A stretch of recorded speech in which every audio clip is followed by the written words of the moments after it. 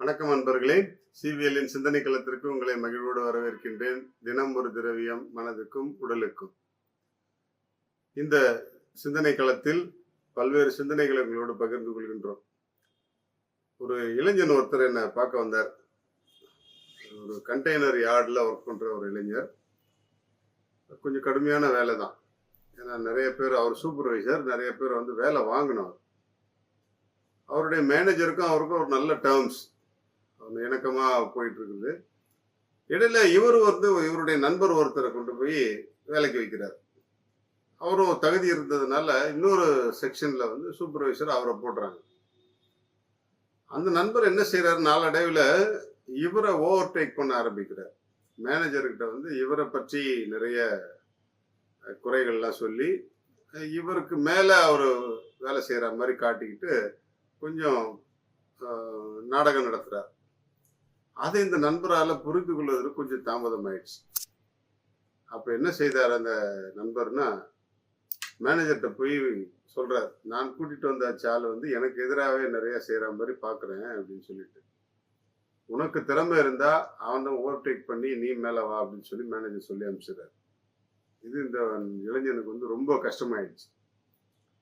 நேரம் ஒரு நாள் வந்து இரவு என்கிட்ட புலம்பிக்கிட்டே இருந்தாப்புல, இந்த மாதிரி நான் கொண்டு போய் வச்ச ஒரு ஆள் வந்து இது மாதிரி ஆயிட்டாரு, என்ன ஓவர்டேக் பண்றாரு, என்னை பற்றி நிறைய போட்டு கொடுக்குறாரு, என் வேலைக்காரங்கள்ட்டெல்லாம் என்னுடைய மரியாதையை கெடுத்துறாரு அப்படின்ற மாதிரி சொல்லிட்டே இருந்தார். நான் சொன்னேன், முதல்ல உங்களுக்கு எதிரியே இல்லை அப்படின்ற ஒரு மனநிலையை உங்களுக்குள்ள உருவாக்கிக்கோங்க. உங்களுக்கு எதிரியே இல்லை அப்படின்ற ஒரு மனநிலையை உருவாக்கிக்குங்க. நீங்க மட்டும்தான் பாஸ். உங்களுக்கு கீழே 10 பேர் இருக்காங்களா, அவங்களுக்கு நீங்க பாஸ். உங்க வேலையை நீங்க செய்துக்கிட்டே இருக்கு. முதல்ல உங்க மனசுல இருந்து உங்க நண்பன் வந்து எதிரி ஆயிட்டான் அப்படிங்கிற ஒரு மனநிலைய எடுத்துருங்க. அவர் உங்களுக்கு எதிரியே இல்லை, அவர் நண்பர் தான் அப்படின்னு நினைச்சிட்டு போயிடுங்க அப்படின்னு சொல்லி சொன்னேன். அவர் ஏத்துக்கிறதுக்கு கொஞ்சம் சங்கடப்பட்டார். பிறகு இன்னொன்னையும் சொன்னேன், முதுகுக்கு பின்னால பேசுறவங்களை பத்தி கண்டுகொள்ளவே கொள்ளாது. முதுகுக்கு பின்னால பேசுறவங்களை பத்தி கண்டுகொள்ளாது. அவங்க வந்து உனக்கு பின்னாடி இருக்கிறாங்க அப்படிங்கிறதே உனக்கு ஒரு பெரிய வெற்றி தான், அதை நினைச்சுக்கோ அப்படின்னு சொல்லி சொன்னேன். அந்த பையன் கொஞ்சம் பிரைட்டான, நமக்கு பின்னாடி பேசுறவங்க எல்லாரும் நமக்கு முன்னாடி இல்லை, நமக்கு பின்னாடி தான் இருக்கிறாங்க அப்படிங்கிற ஒரு உண்மையை புரிஞ்சுக்கிட்டாலே அவங்க பேசுறதை பற்றி நம்ம கவலைப்பட வேண்டியதே இல்லைப்பா அப்படின்னு சொன்ன உடனே அந்த பையனுக்கு தன்னுடைய தவறு என்னன்னு தெரிஞ்சு போச்சு. நேராக போனால் அடுத்த நாள்ல இருந்து வேலையை கரெக்டாக பார்க்க ஆரம்பிச்சான். நல்லா வந்துச்சு. எப்படி இவன் முன்னாடி இருந்தானோ அதே நிலைமைக்கு ஒரு 2-3 வாரத்திலேயே அவன் செட்டில் ஆயிட்டு திருப்பி என்கிட்ட வந்து, நல்லா இருந்துச்சு நீங்க சொன்னது அப்படின்னு சொல்லிட்டு போயிட்டான். ஒரு நல்ல அனுபவம் எனக்கு. முதுகுக்கு பின்னாடி பேசுறவங்க எல்லாருமே வந்து நமக்கு பின்னாடி தான் இருக்கிறாங்க, நமக்கு முன்னாடி யாரும் இல்லை. அது ஒரு பெரிய ஒரு உண்மை இல்லையா? நமக்கு பின்னாடி பேசுற எல்லாருமே வந்து நமக்கு பின்னால் தான் இருக்கிறாங்க, நாம தான் முன்னாடி இருக்கிறோம். நாம தான் ஃப்ரண்டா இருக்கிறோம்.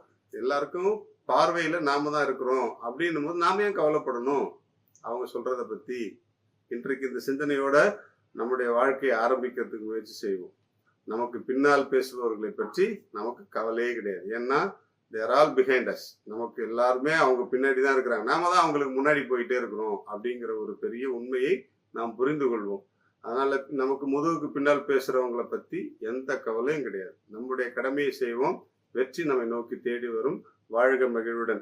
இன்றையிலிருந்து இந்த சீசனுக்கான ஒரு பழம், அருமையான முக்கணிகளில் நல்ல பழம் இல்லையா, மாம்பழம். மாம்பழத்தினுடைய பலன்களை பற்றி நிறைய தெரிஞ்சிருக்கும். இருந்தாலும் நான் உங்களுக்கு சில விஷயங்களை ஞாபகப்படுத்தி சொல்ல விரும்புகிறேன். மாம்பழத்துல வந்து நோய் எதிர்ப்பு சக்தி, குறிப்பாக நோய் எதிர்ப்பு ஆற்றல் வந்து மிக மிக அதிகமாக இருக்கிறது.